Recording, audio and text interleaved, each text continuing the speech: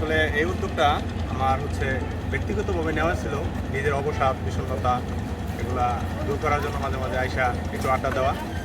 কিন্তু একটা টাইমে দেখলাম আপনার সবাই উঠতে চায়, মেয়েরা এবং ছেলেরা, পার্কের জনসাধারণ দোলনায় উঠতে চায়। এই দৃষ্টিকোণ থেকে পরে ভাবলাম যে সবার জন্য এটা উন্মুক্ত করে দেওয়া যায় এবং বিজনেস হিসেবে নেওয়া যায় কিনা। পরে আমার কিছু ভাই বাজার পার্কের ভাই ইফতি ভাই উনি পরামর্শ দিল যে ব্যবসায়িক বা বিজনেস আইডিয়া নিতে পারো, তুমি চাইলে ভালো হবে। পরে শুরু করলাম আর কি আপনাদের যে 5 মিনিট 20 টাকা করে দেওয়া শুরু করলাম। আলহামদুলিল্লাহ এখানে মোটামুটি ভালোই মানুষজন উঠে। এখন পর্যন্ত কারো কোনো ক্ষয়ক্ষতি হয়নি। ইনশাল্লাহ আপনারা দোয়া করেন যাতে কোনো সমস্যা না হয়।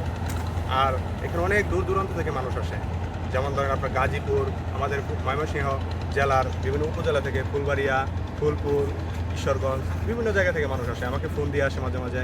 আমার একটা পেজ আছে বঙ্গবন্ধু দোলনা বিলাস, এখানে নক করে আসে যে দোলনা পাওয়া যাবে কিনা, এখানে আপডেট দেই আমি দোলনা। আপনারা যারা আসতে চান যোগাযোগ করে আসবেন। আর অল টাইমই থাকে দোলনা, তো থাকে 11টা থেকে রাত 8টা-9টা পর্যন্ত প্রায় থাকে, আপনারা পাবেন। আমি থাকি 3 দিন এবং আমার বড় ভাই থাকে 4 দিন।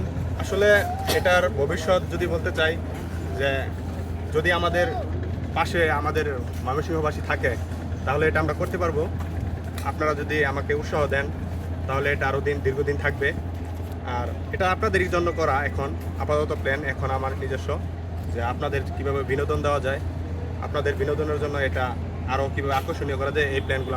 আমি পড়াশোনা করি 4র্থ বর্ষ, হয়তো বা কিছুদিন পরে আমার পরীক্ষা হবে, চাকরি প্রিপারেশন। সবারই চাকরির একটা প্রত্যাশা থাকে, আমারও আছে।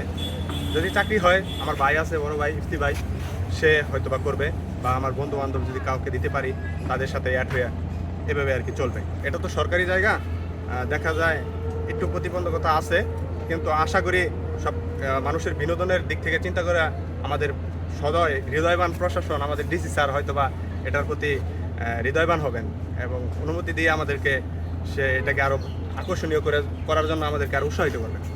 এই পার্কে আমি যতই আসি ততই ভালো লাগে। আমি একটা খারাপ লাগা কাজ করে না কখনো, যে জয়নুল আবেদিন পার্কে গেলাম, বহুবার গেছি, ভালো লাগে না আর দেখতে, এরকম কিছু না।